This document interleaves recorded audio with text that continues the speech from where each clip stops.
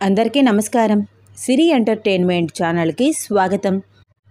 యోగాభిసారిక పరిణయం episode 2. స్టోరీలోకి వెళ్ళే ముందు చిన్న రిక్వెస్ట్. ఈ స్టోరీ కనుక మీకు నచ్చితే తప్పకుండా లైక్ చేయండి, షేర్ చేయండి, సబ్స్క్రైబ్ చేసి నన్ను ఎంకరేజ్ చేయండి.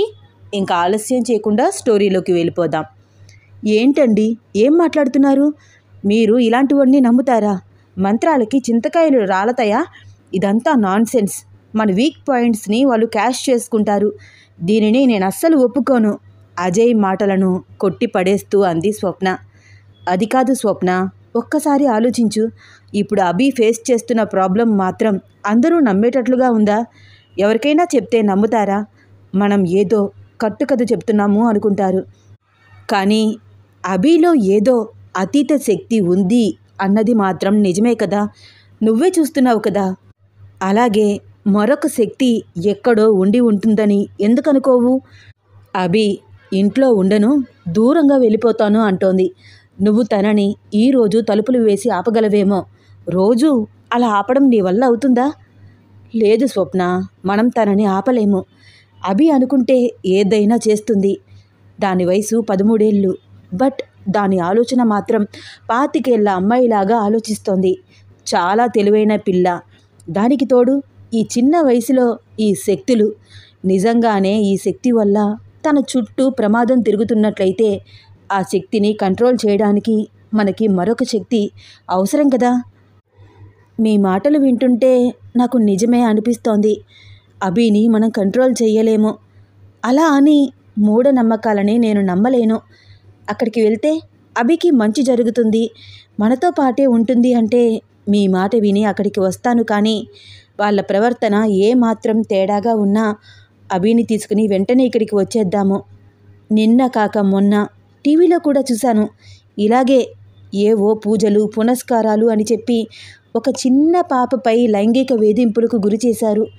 పాపం ఆ పాప అక్కడ జరిగిన విషయాలు తల్లిదండ్రులకు చెప్పలేక, తనకు ఏం జరిగిందో తనకే తెలియక దాదాపు ఒక 3 నెలలు ఆ దొంగ స్వామీజీ చేతుల్లో నరకయాతన అనుభవించింది. ఇలాంటివన్నీ చూసి చూసి నాకు పూజల మీద నమ్మకం పోయింది. ఒకవేళ మనం వెళ్ళిన చోట అభిని అక్కడే ఉంచేయాలని వాళ్ళు ఏమైనా అంటే నేను చస్తే వదలను, దానితో పాటే ఉంటాను. భర్త కళ్ళల్లోకి చూస్తూ తన భయాన్ని చెప్తోంది స్వప్న. స్వప్న, చైల్డిష్గా ఆలోచించుకు. నిజంగా అలాంటి ప్రమాదం ఏమైనా అక్కడ వస్తుంటే ముందే మన అభికి తెలిసిపోతుందిగా. అభి అందరి ఆడపిల్లల్లాగా కాదు. అది నీకు కూడా తెలుసు కదా. తనని తను ప్రొటెక్ట్ చేసుకోగలదు. అవును కదా. ఒక్క క్షణం నాకు ఆ విషయం గుర్తు రాలేదు. అభి ఇంట్లో నుంచి వెళ్ళిపోతాను అంటుంటే నా మెదడు పనిచేయట్లేదు. కళ్ళ నీళ్లతో అంది స్వప్న. అందుకే నా మాట విను. ఈ చిన్న ప్రయత్నం చేసి చూద్దాము. పైగా అక్కడ పూజలు చేసేది భైరవి అనే ఒక ఉపాసకురాలు. ధీరజ్ చెప్పాడు అంటే అది తప్పు అయ్యే అవకాశం ఉండదు. 1కి 2 సార్లు ఆలోచించే ఏదైనా సలహా ఇస్తాడు. చాలా నమ్మకంగా అన్నాడు అజయ్. సరేనండి, ఈరోజు నేను కూడా అభితోనే నిద్రపోతాను. నాకెందుకనో దాన్ని చూస్తే భయంగా అనిపిస్తోంది. సరే, నీ ఇష్టం. టెన్షన్ పడకు. ఎర్లీ మార్నింగ్ బయలుదేరదాము. ఓకే, గుడ్ నైట్ అండి అంటూ భర్తకి చెప్పి పిల్లలిద్దరూ నిద్రపోయిన రూమ్ దగ్గరికి వచ్చింది స్వప్న. మంచం మీద అభి లేకపోవడంతో రూమ్స్ అన్నీ కలిగి తిరిగింది. ఎక్కడా కనిపించలేదు. అభి, అభి అని అరుస్తూ మళ్ళీ రూమ్లోకి వచ్చింది. వైవిధ్య, నిద్రలే తట్టి లేపింది స్వప్న. అబ్బా, ఏంటి మమ్మీ నిద్రపోనివ్వవు? ఆవలిస్తూ మంచి నిద్ర చెడగొట్టావు కదా మమ్మీ. విద్య, మెలకువ తెచ్చుకో. చెల్లి ఏది? కంగారుగా అటు ఇటు చూస్తూ అడుగుతోంది స్వప్న. నిద్రపోతూ ఉంటుందమ్మా, నన్నెందుకు లేపుతావు? విద్య, లే, చెల్లి కనిపించట్లేదు. స్వప్నలో కంగారు. ఓహో, అవునా? ఎందుకమ్మా కంగారు పడతావు? ఎప్పటిలాగా టెర్రస్ పైకి వెళ్ళిందేమో. దానికి అలవాటే కదా. అర్ధరాత్రి చీకట్లో కూర్చుని ఆకాశంలో చందమామతో మాట్లాడుతూ ఉంటుంది. అవును విద్య, పద పైకి వెళ్దామా? అమ్మో, నేను రాను.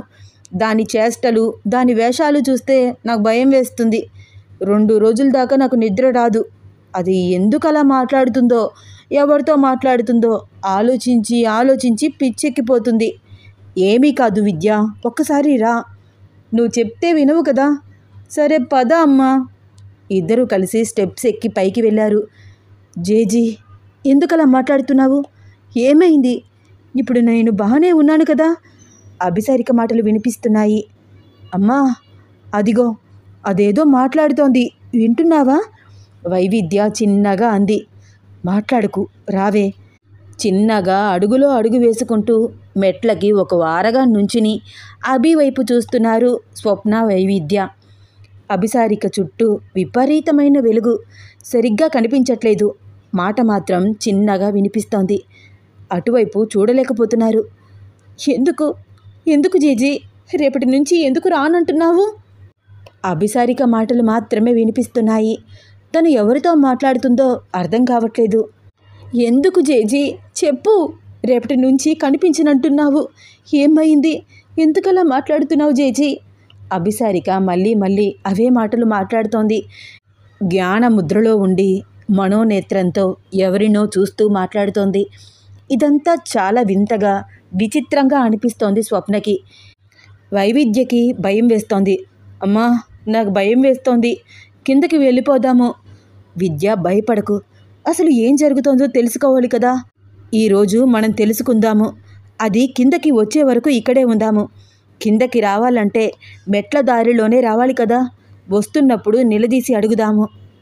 సరే అమ్మా, నీ ఇష్టం. కానీ నేను ముందే చెప్తున్నాను, చెల్లి మాత్రం ఏమీ చెప్పదు. చిన్నప్పటి నుంచి చూస్తున్నాము దానిని. ఏ రోజైనా చెప్పిందా? నేనెప్పుడు డాబాపైకి వెళ్ళాను అంటుంది. చూస్తూ ఉండు అంది వైవిద్య. ఈరోజు అదంతా కుదరదు. రెడ్ హ్యాండెడ్గా పట్టుకున్నాం కదా. నిజం చెప్పకపోతే 2 దెబ్బలు కూడా తగిలిస్తాను. ఏంటి జేజీ, నువ్వు అనేది నిజమా? నా శక్తిని కట్టడి చెయ్యగలరా? తనలో తానే మాట్లాడుకుంటున్నట్టు మాటలు. ఎందుకని నేనెందుకు కట్టుబడాలి? ఎవరినో ప్రశ్నిస్తున్నట్టు బాధగా అభిసారిక వాయిస్. లేదు జేజీ, నేను జాగ్రత్తగా ఉంటాను. నా ఉనికి ఎవ్వరికీ తెలియనివ్వను. అదెలా సాధ్యం? నేను ఇక్కడ ఉన్నానని వాళ్ళకెలా తెలుస్తుంది? ఎందుకని జేజీ నన్ను కట్టబడమని అడుగుతున్నావు? పైగా రేపటి నుంచి కనిపించనంటున్నావు. నిన్ను చూడకుండా, నీతో మాట్లాడకుండా నేను అస్సలు ఉండలేను. ఇలా ఎన్ని సంవత్సరాలు జేజీ? అభిసారిక వాయిస్ దుఃఖంగా వస్తున్నట్లు ఉంది. అమ్మా, అభి మాటలు నీకు ఏమైనా అర్థమవుతున్నాయా? అసలు ఏం మాట్లాడుతోంది? చెల్లికి ఏమైనా పిచ్చి పట్టిందా? ఎవరితో మాట్లాడుతోంది? ఎవ్వరూ కనిపించరు. ఎవరి కోసం ఏడుస్తోంది? ఎన్నెన్నో ప్రశ్నలు వేస్తోంది వైవిద్య. మాట్లాడుకు విద్య. స్వప్న ఆ వెలుగులో నుంచి అభిసారికను చూసే ప్రయత్నం చేస్తోంది. జేజీ, అయితే నేను రేపు అమ్మ వాళ్ళతో కేరళ వెళ్ళను. ఆ మాటలు విని ఉలిక్కిపడింది స్వప్న. ఈ విషయం కూడా తెలిసిపోయింది దీనికి. అప్పుడు నిద్రపోయింది కదా. అయితే నిద్రలో కూడా దీనికి చుట్టుపక్కల ఏమేం జరుగుతుంది, ఎవరు ఏం మాట్లాడుకుంటున్నారు అన్నవి కూడా తెలిసిపోతాయా? నేను ఆయనతో మాట్లాడిన మాటలు దీనికెలా తెలిసాయి? మొహం పాలిపోయింది. ఆశ్చర్యంగా చూస్తూ బొమ్మలాగా ఉండిపోయింది స్వప్న. సరే జేజీ, నీ మాట వింటాను. నువ్వు ఇచ్చిన మాట మాత్రం మర్చిపోవద్దు జేజీ. నాకు నువ్వు కనిపించకపోయినా నీ మాట నాకు మరొకరి ద్వారా అయినా చేరుతూ ఉండాలి. మా అక్క వైవిద్యని నీ మాటగా మార్చుకో, నాకు వినిపించు. అభిసారిక మాటలకు వైవిద్యకు చెమటలు పట్టేశాయి. కాళ్ళు చేతులు ఆడట్లేదు. గుండె 101 వేగంతో కొట్టుకోవడం మొదలుపెట్టింది. అమ్మో, ఇది ఎవరితో మాట్లాడుతోంది? అది కూడా నా గురించి. కంటికి కనిపించని ఎవడికో నా గురించి చెప్తోంది. అమ్మా, నేను ఇంకా ఇక్కడ ఒక్క క్షణం కూడా ఉండను. ఇన్ని రోజులు ఇది ఆకాశంలోకి చూస్తూ పిచ్చి మాటలు మాట్లాడుకుంటుంటే ఏమోలే అనుకున్నాను. కానీ ఇప్పుడు నా పేరు మాట్లాడుతోంది. దాని నోటి నుంచి నా పేరు వస్తోంది. ఖచ్చితంగా ఇప్పుడు నాకు ఏదో జరుగుతుంది. అందుకనే చెల్లి ఏదో మాట్లాడుతోంది. నాకు చాలా భయం వేస్తోంది. నేను రాను బాబోయ్ అంటే బలవంతంగా పైకి తీసుకువచ్చావు. వణికిపోతూ తడబడుతూ మాట్లాడుతోంది వైవిద్య. ఏమీ కాదు విద్య, చెల్లితో నేను మాట్లాడతాను, నేనున్నాను కదా. అది నీ మాట వింటుంది, మరి ఎవ్వరి మాట వినదు, దాని మాటే మనం వినాలి. వినకపోతే ఏ ప్రమాదం ఎప్పుడు వచ్చి నెత్తిమీద పడుతుందో తెలియదు. అటు తిరిగి ఇటు తిరిగి నాకేదో అయ్యేటట్టు ఉంది. నాకు చాలా భయం వేస్తోంది. అసలు చెల్లి ఎవరితో మాట్లాడుతోంది? అతను నా గొంతులో వినిపించడమేమిటి? అంటే అతను నాలోకి వచ్చేస్తాడా? లేకపోతే నాకు ఏమైనా అవుతుందా? పాత సినిమాల్లో పరకాయి ప్రవేశంలాగా దయ్యంగాని నాలోకి దూరిపోతుందా? వైవిద్యకి ఏడుపొచ్చేస్తోంది. విద్య, ఏమీ కాదు, నేను చెల్లితో మాట్లాడతానని చెప్తున్నానా? వైవిద్యకి ధైర్యం చెప్పి అభిసారిక వైపు చూశారు ఇద్దరు. చూస్తూ ఉండగానే అభిసారిక చుట్టూ ఉన్న వెలుగు కొంచెం కొంచెం తగ్గుతూ అసలు వెలుగే లేకుండా అయిపోయింది. అంత వెలుగుని చూసి చూసి వాళ్ళ కళ్ళు బైర్లు కమ్మాయి. కాసేపటి తర్వాత స్పష్టంగా అక్కడ చూస్తే ఎవ్వరూ లేరు. అభి, అభి! డాబా పైన అంతా కలియ తిరిగారు. ఎక్కడా అభిసారిక కనిపించలేదు. అభి ఏదే? నాకేం తెలుసమ్మా, నేను నీతోనే ఉన్నాను కదా. ఇద్దరూ కంగారుగా కిందకి వెళ్ళారు. అభిసారిక తన రూంలో హాయిగా నిద్రపోతోంది. అమ్మా, ఇన్ని రోజులు నాకు దీనిని చూస్తే చిన్న డౌట్ ఉండేది. ఇప్పుడు కన్ఫర్మ్ అయిపోయింది అమ్మా. అభి మనిషి కాదు. అభిసారిక వైపు భయం భయంగా చూస్తూ అంది వైవిద్య. నోర్మీ విద్య. ఏంటమ్మా నువ్వు ప్రతి దానికి నన్ను తిడతావు? అసలు నాకు ఒక డౌటు. చెల్లి డాబా పైన అలా జ్ఞానముద్రలో కూర్చుని ఎవరెవరితోనో మాట్లాడుతూ శూన్యంలోకి చూడడం మనం చాలాసార్లు చూసాము. కానీ ఒక్కసారి కూడా దాని మాటలు మనకి వినిపించలేదు. చెవులు రిక్కించుకుని విందామని ట్రై చేసినా అస్సలు వినిపించేవి కాదు. పైగా అభి మన కళ్ళకు కనిపించేది. ఈరోజు అభి అస్సలు కనిపించలేదు. ఎందుకని? ఇన్ని రోజులు వినిపించని మాటలు ఇప్పుడు ఎలా వినిపించాయి? ఇవన్నీ ఆలోచించకుండా నన్ను నోరు మూసుకోమంటావేంటి? అయినా ఎలా నోరు మూసుకోను? అది పైన మాట్లాడిన మాటలు విన్నావు కదా. నాకేమవుతుందో అని నాకు భయం వేస్తోంది. అక్క, నీకు ఏమీ కాదు. జేజీ నిన్ను కూడా మనవరాలులాగానే చూస్తాడు, భయపడకు అంటూ లేచి కూర్చుంది అభిసారిక.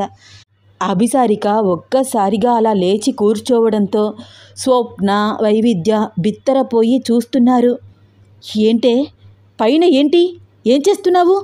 కిందకెలా వచ్చావు? ఎవరితో మాట్లాడుతున్నావే? ఎవరైనా చూస్తే ఏమనుకుంటారు? ఇదంతా ఏంటి? మ్యాజిక్ ట్రిక్స్ నేర్చుకుని మమ్మల్ని ఫూల్స్ చేస్తున్నావా? ఇన్ని రోజులు నిద్రలో లేచి వెళ్ళే అలవాటులే అని ఊరుకున్నాను. కానీ రోజు రోజుకి నీకు పైత్యం బాగా ఎక్కువైపోతోంది. ఆ లైట్స్ ఏమిటి? ఆ మాటలు ఏమిటి? కోపంగా అడుగుతోంది స్వప్న. అమ్మా, కంగారు పడకు. మీకు నా మాటలు వినిపించలేదు. నేనే నా మాటలు మీ వరకు చేరేలాగా వినికిడి శక్తిని ఇవ్వమని జేజీని అడిగాను. మీకు నా మాటలు వినిపించాయి కనుక మీకు తెలుస్తోంది. నాతో ఉండే మీకు కొంతైనా తెలియాలని నేను మీకు ఆ మాటలు వినిపించేలాగా చేశాను. అభి, పిచ్చి పిచ్చిగా మాట్లాడకు. లేదమ్మా, నేను నిజం చెప్తున్నాను.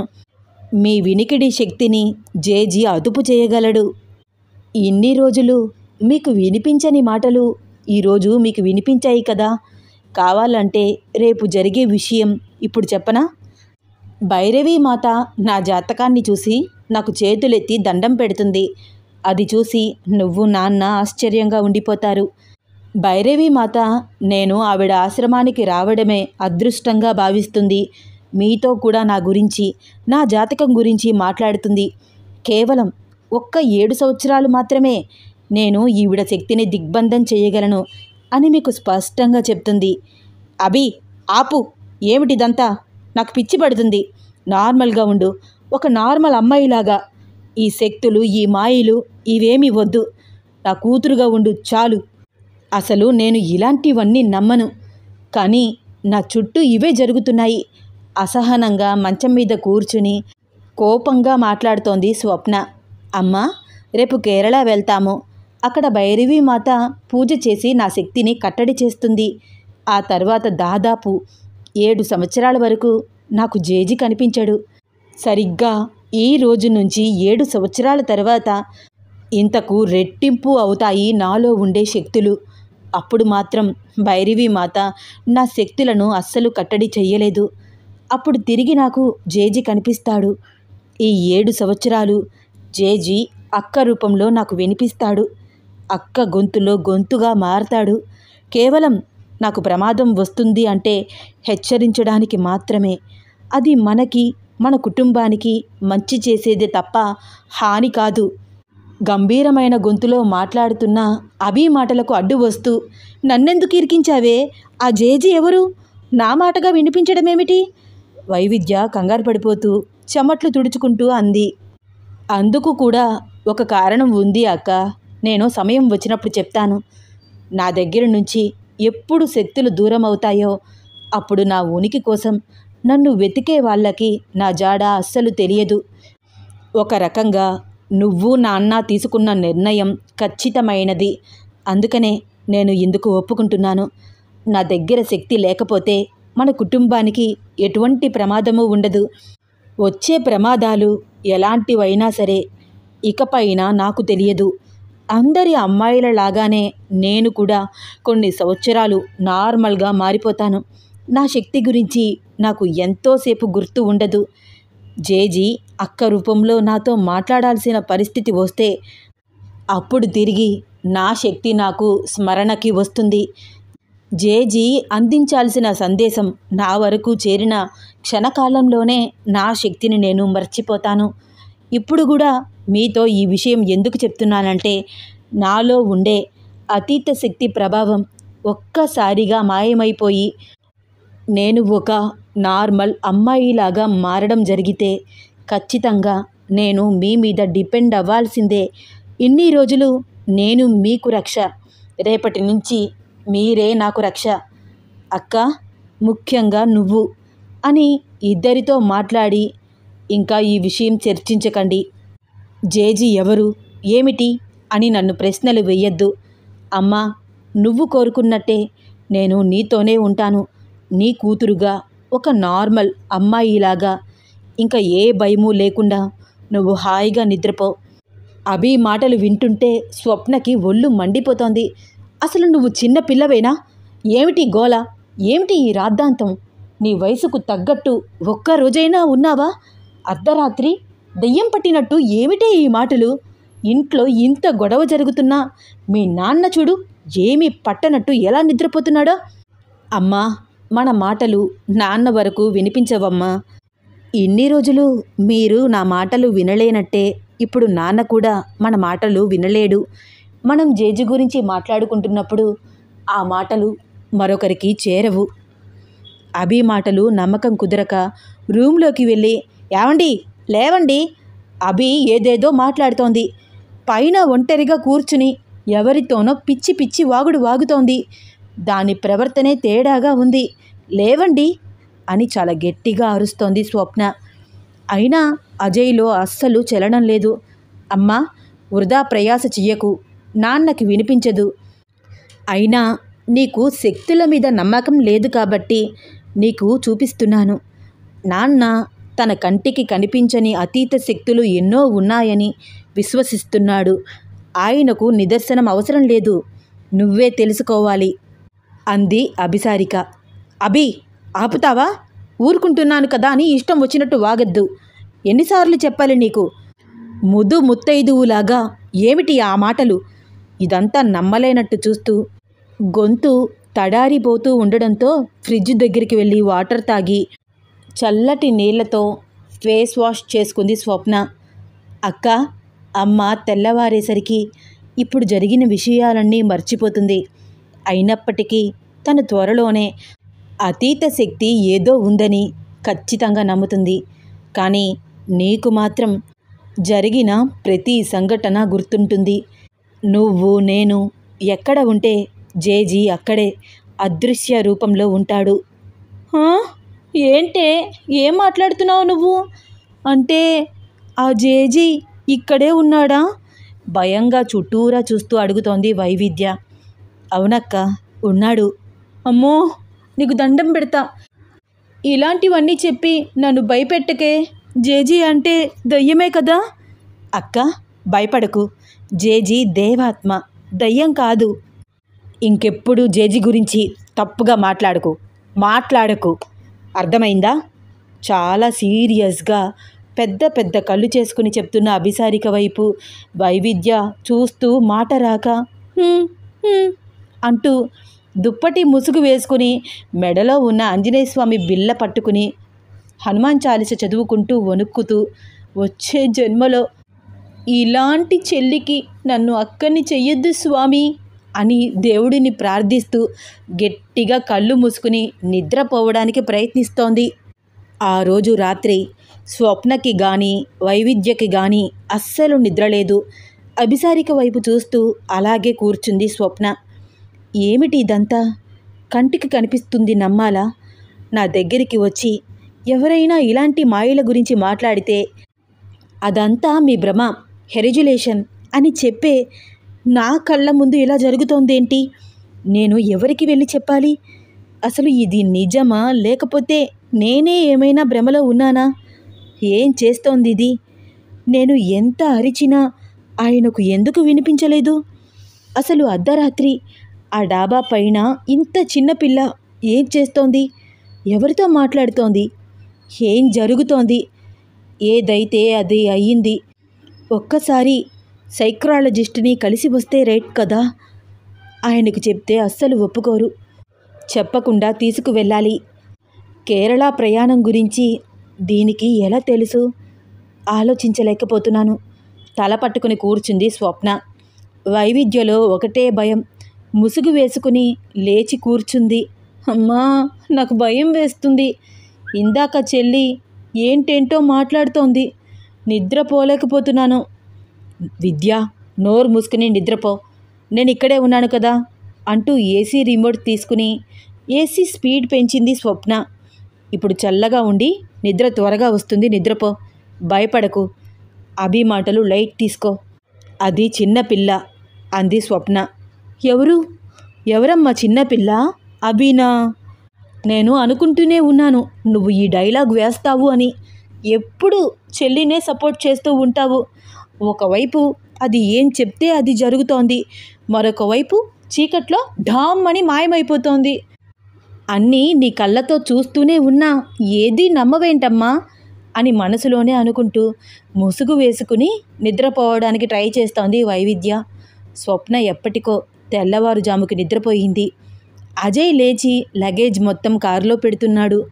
అప్పటికే 2 టైమ్స్ స్వప్నని లేపడానికి ట్రై చేశాడు. తానే పాలు కాచి కాఫీ కలిపి తీసుకువచ్చాడు. వేకప్ స్వప్న, టైం అవుతుంది, వెళ్ళాలి కదా. అభిసారిక చిన్నగా నిద్రలేచి, good morning daddy. Good morning Abhi, పాలు తాగుతావా? వద్దు డాడీ, ఫ్రెష్ అప్ అయి వస్తాను. టవల్ తీసుకుని వాష్రూమ్లోకి వెళ్ళి చక్కగా ఫ్రెష్ అప్ అయి వచ్చింది. స్వప్నని నిద్రలేపి కాఫీ ఇచ్చాడు అజయ్. ఏంటి స్వప్న, ఈ టైం దాకా నిద్రపోయావు? ఒంట్లో బాలేదా అని భార్యతో మాట్లాడుతూనే, విద్య లేవరా, రెడీ అవ్వు అంటూ తన పెద్ద కూతురుని కూడా నిద్రలేపాడు అజయ్. నాన్న, కాసేపు నిద్రపోతాను, నైట్ అంతా నిద్రలేదు ఆవలిస్తూ అంది విద్య. ఏమైనా ప్రాక్టికల్స్ ఉన్నాయా? వర్క్ చేస్తూ నిద్రపోలేదా?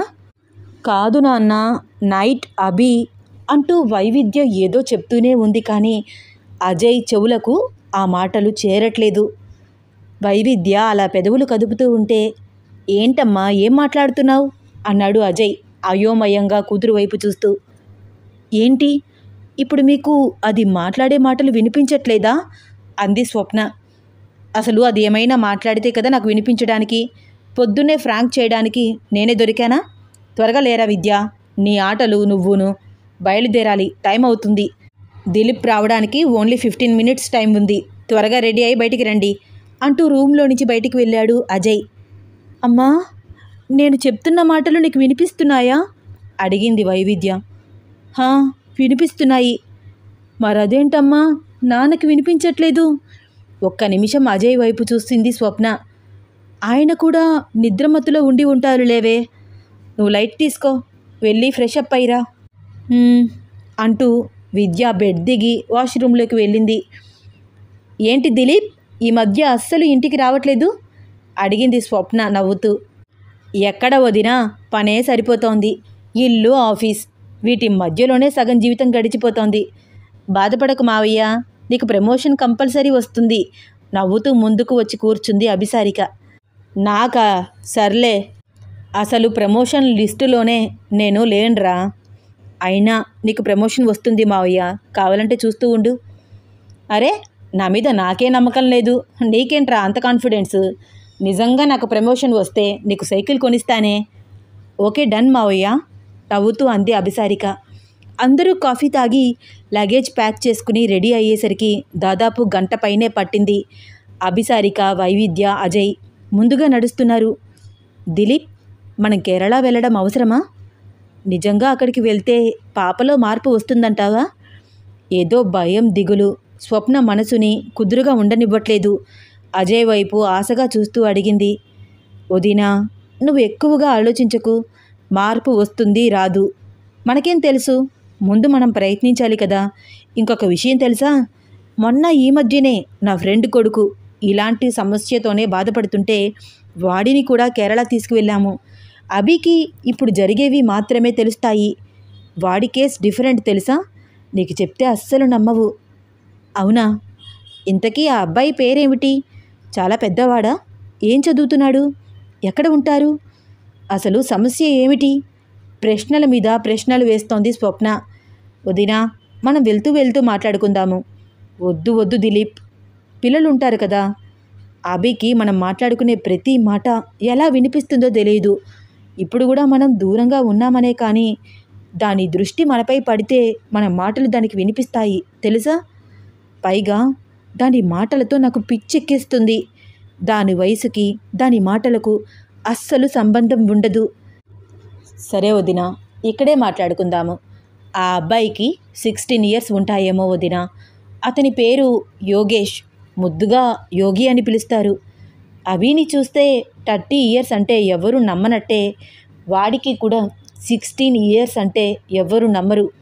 23 ఇయర్స్ అబ్బాయిలాగా చాలా యంగుగా కనిపిస్తాడు. నాకెందుకనో వాడిని చూస్తున్నప్పుడు అభి కూడా గుర్తుకు వచ్చింది. వీళ్ళిద్దరిలో కొన్ని సిమిలారిటీస్ కనిపిస్తున్నాయి. ఇప్పుడు మనం కేరళ వెళ్తున్నాం కదా. మనం అభికి వచ్చిన సమస్యకి పరిష్కారం తెలుసుకోవడానికి వెళ్తున్నాము. కానీ ఈ యోగి విషయం ఏమిటో తెలుసా వదినా? ఈ యోగేంద్ర ఫాదర్ శివశంకర్ నాకు బెస్ట్ ఫ్రెండ్. వాళ్ళు సమ్మర్ హాలిడేస్కి పిల్లల్ని తీసుకుని కేరళ పద్మనాభస్వామి టెంపుల్కి వెళ్ళారు. దర్శనం చేసుకుని వస్తుంటే ఈ భైరవి మాత వెళ్ళి యోగేంద్రని తన ఆశ్రమానికి రమ్మని అడిగిందట. అక్కడ భైరవి మాతకి ఉన్న పేరు ఎవ్వరికీ లేదు. ఎంతోమంది భక్తులు ఆవిడ దర్శనం కోసం వెయిట్ చేస్తూ ఉంటారు. అలాంటి ఆవిడ ఈ చిన్న పిల్లవాడిని రిక్వెస్ట్ చేయడం చూసి అందరూ ఎంతగానో ఆశ్చర్యపోయారు. ఆ మధ్య న్యూస్ పేపర్లో కూడా ఈ న్యూస్ వైరల్ అయ్యింది. ఆ భైరవి మాతే ఈ పిల్లాడిని దగ్గర ఉండి తీసుకువెళ్ళి వీడి ముందు ఎటువంటి దుష్ట శక్తులు కానీ అంతకు మించిన అతీత శక్తులు కానీ అస్సలు పని చెయ్యవట. అసలు యోగి ఆ గుడిలో ఉన్నట్టు ఆవిడకు ఎలా తెలిసిందో, ఎందుకు దగ్గర ఉండి తీసుకువెళ్ళిందో తెలియదు. ఆవిడ ఆశ్రమానికి మాత్రం తీసుకువెళ్ళింది. యోగేష్ చేతుల మీదుగా ఆశ్రమంలో ఉండే నిర్గొండి అర్కయక్షని అమ్మవారికి ప్రాణప్రతిష్ఠ చేయించిందిట. అప్పటి నుంచి ఆవిడ ఇలాంటి శక్తులన్నిటినీ దిగ్బంధం చేసే అతీత శక్తిని పొందానని ఆవిడే స్వయంగా చెప్తోంది. దిలీప్, ఇదంతా ఏమిటి? నువ్వు నాతో జోక్స్ ప్లే చేయొద్దు, సీరియస్గా అంది స్వప్న. అయ్యో వదినా, నేను చెప్పేది నిజం. కావాలంటే నీకు ఆ న్యూస్ పేపర్ రేపో ఎల్లుండో తీసుకువచ్చి చూపిస్తాను. ఆర్టికల్ వచ్చింది వదినా ఆ బాబు పేరుతో. నీ దగ్గర నేనెందుకు జోక్స్ ప్లే చేస్తాను? ఏమో దిలీప్, మా అభి ప్రవర్తన చూస్తుంటేనే నమ్మలేనట్లుగా అనిపిస్తోంది. ఈ యోగేష్ ఎవరు? ఇంకా ఆశ్చర్యంగా అనిపిస్తోంది అతని కథ. విఠలాచార్య మూవీలో లాగా ఈ మాయలు మంత్రాలు ఏమిటి? నమ్మబుద్ధి కావట్లేదు. ఇంతకీ ఈ విషయం జరిగి ఎన్ని సంవత్సరాలయ్యింది? వదినా, సంవత్సరాలు కాదు, నెలలు. నెలలు అంతే. జస్ట్ 6 months అవుతోంది. అవునా? ఆ పిల్లాడు యోగేష్ ఈ సిటీలోనే ఉంటాడా? అవును వదినా, కానీ వాడు అసలు చాలా నార్మల్గా ఉంటాడు తెలుసా. అవునా, ఒకసారి నాకు వాళ్ళని పరిచయం చెయ్యి దిలీప్. సరే వదిన, ఇంకా బయలుదేరదామా? బయలుదేరదాం. దిలీప్, ఇంకొక విషయం చెప్పు. ఏంటి వదిన? ఈ పిల్లాడి వల్లే ఆవిడ ఆశ్రమానికి అంత పాపులారిటీ వచ్చిందని ఆవిడ చెప్పిందంటున్నావు.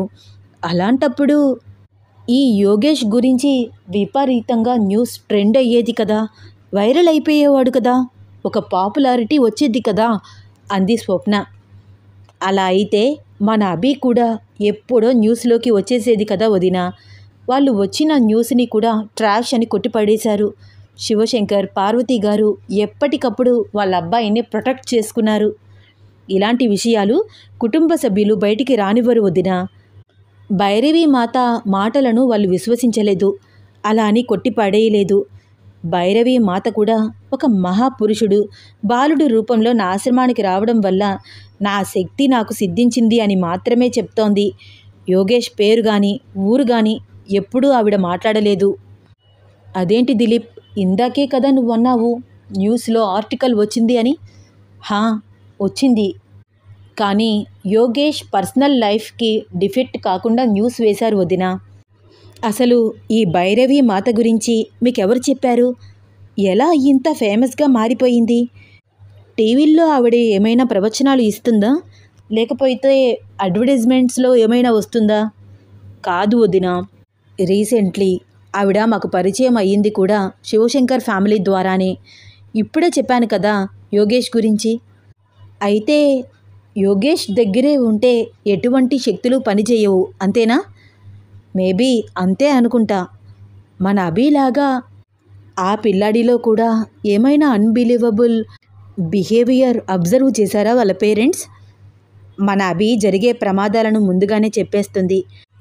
ఎక్కడో జరుగుతున్న విషయాలు దానికి ఇక్కడ కనిపిస్తాయి. కంటికి కనిపించని ఏదో అతీత శక్తితో అది మాట్లాడుతుంది. అసలు నేను ఇలాంటివన్నీ ఏమాత్రం నమ్మను, కానీ నా కూతురు ఇలా ఉంటే నమ్మక తప్పట్లేదు. ఆ పిల్లాడిలో కూడా ఇలాంటివి ఏమైనా ఉన్నాయా? నీకు అర్థం కావట్లేదు వదినా నేను చెప్పేది. వాడి దగ్గర ఇలాంటి శక్తులు ఏమీ పని చెయ్యవు. అదే వాడి శక్తి. వాడి ముందు ఎటువంటి దుష్టశక్తులు, అంతకు మించిన అతీత శక్తులు కానీ పనిచేయవు. ఎంతటి వాడైనా సరే నార్మల్గా అయిపోతాడు. అదే ఆ పిల్లాడిలో ఉండే పాజిటివ్ శక్తి. దిలీప్, ఒక్కసారి నేను ఆ పిల్లాడిని డెఫినెట్గా కలుస్తాను. ఓఎస్ వదినా, తప్పకుండా కలుద్దాం. దిలీప్ రండి, ఏమిటి లేట్? హారన్ ప్రెస్ చేస్తూ అన్నాడు అజయ్. సరే పద దిలీప్, మీ అన్నయ్యకు కోపం వస్తోంది. స్వప్న, దిలీప్ వెళ్ళి కారులో కూర్చోగానే జర్నీ స్టార్ట్ చేశారు. అభి వైపు చూస్తోంది స్వప్న. ఇది మేము మాట్లాడుకున్న మాటలన్నీ వినలేదుగా? అభి, నేను బాబాయ్ ఏం మాట్లాడుకున్నాము నీకు వినిపించిందా? లేదమ్మా, వినిపించలేదు. నిజంగా వినిపించలేదా? వినిపించలేదమ్మా, వినిపిస్తే చెప్తాను కదా. అభి మాటలు ఎంతో హాయిగా అనిపించాయి స్వప్నకి. కానీ ఇది ఎలా సాధ్యం? మెదడులో మరొక ఆలోచన తిప్పేస్తోంది. ఎంతో దూరంగా మాట్లాడుకుంటున్నా మా మాటలను స్పష్టంగా వినగలిగే అభి ఇప్పుడు మాత్రం మా మాటలు వినిపించలేదు అంటే ఆశ్చర్యంగా అనిపిస్తుంది. పోనీలే, దీనిలో ఇదే మార్పు రావాలి. నార్మల్ పాపలాగా తన వయసుకు తగ్గట్టు ఉండాలి. దాదాపు 24 అవర్స్ జర్నీ తర్వాత మలబార్ తీరాన ఉన్న తూర్పు సరిహద్దుల్లో కేరళ రాష్ట్రం, ఉత్తర కర్ణాటక, తూర్పు తమిళనాడు రాష్ట్రాలు ఉన్నాయి. పచ్చని ప్రకృతి, చల్లని గాలులు. పడమర దిక్కున అరేబియా సముద్రం అలలతో ఎగసిపడుతోంది. కన్నులు విందుగా ఉన్న వాతావరణము. సిటీలో మంచుకైనా కనిపించని గుర్రబ్బండ్లు. అభి, మనం ఇక్కడి నుంచి వెళ్ళేలోపు గుర్రబ్బండి ఎక్కాలి అంది వైవిధ్య. అలాగే అక్క, నవ్వుతూ అంది అభి. దారిలో విచిత్ర వేషధారణలో వెళ్తున్న ఒక గుంపు. ఏదో ఆదివాసీయులాగా ఉంది వాళ్ళ వేషధారణ. చెవులకు పెద్ద పెద్ద రంధ్రాలు పడి కిందకు వేలాడుతున్న రింగులు, మెడలో అంగుళం వెడల్పు ఉన్న విచిత్ర ఆభరణాలు, నడుం చుట్టూ గోనుపట్టాలాంటి గుడ్డ పీలికలు, నోటితో నాలికను అటూ ఇటూ ఆడిస్తూ విచిత్రమైన శబ్దాలు చేస్తూ మధ్య మధ్యలో ఆగి వాళ్ళ చేతిలో ఉన్న విచిత్ర వాయిద్యాలను వాయిస్తూ అదొక రకమైన భాషలో ఏదేదో పాటలు పాడుతూ గుంపుగా ఒకరి చేతులు ఒకరు పట్టుకుని విచిత్రమైన నృత్యం చేస్తూ వెళ్తున్నారు. అజయ్ వాళ్ళకి కొంచెం దూరంగా కారు ఆపి, భైరవి మాతాజీ ఆశ్రమం కహా హై అని అడిగాడు. ఏమీ అర్థం కానట్టు అదొక రకంగా చూస్తున్నారు వాళ్ళందరూ. Where is Bhairavi Mata temple అని ఇంగ్లీష్లో అడిగాడు. వాళ్ళకు అర్థం కావట్లేదు. తమిళ్, కర్ణాటక, తనకు తెలిసిన భాషలన్నిటిలోనూ ట్రై చేశాడు అజయ్. మీది ఏ లాంగ్వేజ్? నాన్న, నేను వాళ్ళతో మాట్లాడతాను. అభి కొంచెం ముందుకు వచ్చి ముందుగా వాళ్ళ నాయకుడు ఎత్తుకున్న అమ్మవారి బొమ్మకు నమస్కారం చేసి వాళ్ళ భాషలో మాట్లాడింది. నాన్న, వీళ్ళు కూడా భైరవి మాత టెంపుల్కి వెళ్తున్నారంట. మనం వాళ్ళని ఫాలో అయితే సరిపోతుంది. నవ్వుతూ మళ్ళీ కారులోకి వచ్చి కూర్చుంది అభిసారిక. అభి, ఏమిటి నీకు వాళ్ళ లాంగ్వేజ్ వచ్చా? చాలా ఆశ్చర్యంగా అడిగింది వైవిధ్య. ఏమో అక్క, నాకు తెలియదు. కానీ వాళ్ళు మాట్లాడుతుంటే నాకు ప్రతి మాట అర్థమవుతోంది. నాకు తెలియకుండానే నేను వాళ్ళ భాష మాట్లాడగలుగుతున్నాను. అన్బిలీవబుల్! భాష తెలియకుండా ఎలా మాట్లాడతారు అభి? నీకు వాళ్ళ భాష ఏమిటో తెలుసు కదా అన్నాడు దిలీప్. హా, ఇప్పుడిప్పుడే గుర్తుకు వస్తోంది బాబాయ్. వాళ్ళ భాష ద్రావిడ భాష. 10వ శతాబ్దంలో ఎంతో దిగువనున్న భాష. మౌర్య సామ్రాజ్యంలో భాగంగా ఉండేవారు. తర్వాతి కాలంలో చౌర సామ్రాజ్యంలోనూ, ఆ తర్వాత భూస్వామ్య నంబూదరి పాలనలో ఉంటూ వచ్చారు. ఇప్పుడు వీళ్ళ భాష అంతరించిపోతోంది. ఏదో అంతా తెలిసినట్టే మాట్లాడుతున్న అభిసారిక వైపు అందరూ ఆశ్చర్యంగా నోరు తెరుచుకుని చూస్తున్నారు. ఏంటి వదినా, అభి ఏం మాట్లాడుతోంది? దిలీప్ చాలా ఆశ్చర్యంగా అడుగుతున్నాడు. ఈ మాత్రానికే నువ్వు ఇలా ఆశ్చర్యపోతే ఎలా దిలీప్? రోజు దీని చేష్టలు వేషాలు చూసి నేను, నా కూతురు వైవిధ్య ఏమైపోవాలి చెప్పు? అందుకనే ఇలాంటి వింత ప్రవర్తనకి చెక్ పెట్టాలనే ఇంత దూరం వస్తున్నాము. నా కూతురులో ఇలాంటి వింత శక్తులు ఏమీ అవసరం లేదు. ఒక నార్మల్ పాపలాగా ఉంటే చాలు. నీ కోరికలో స్వార్థం లేదు వదినా, చూద్దాం ఏమవుతుందో అంటూ వాళ్ళ కారుకి ముందుగా నృత్యం చేస్తూ వెళ్తున్న ఆదివాసుల వైపు ఆశ్చర్యంగా చూస్తున్నాడు దిలీప్. నెక్స్ట్ ఏమవుతుందో తెలుసుకోవాలని ఉందా? అయితే వచ్చే ఎపిసోడ్ కోసం వెయిట్ చేస్తూ ఉండండి. ఈ స్టోరీ మీకు నచ్చితే తప్పకుండా లైక్ చేయండి, షేర్ చేయండి, సబ్స్క్రైబ్ చేసి నన్ను ఎంకరేజ్ చేయండి. ధన్యవాదాలు.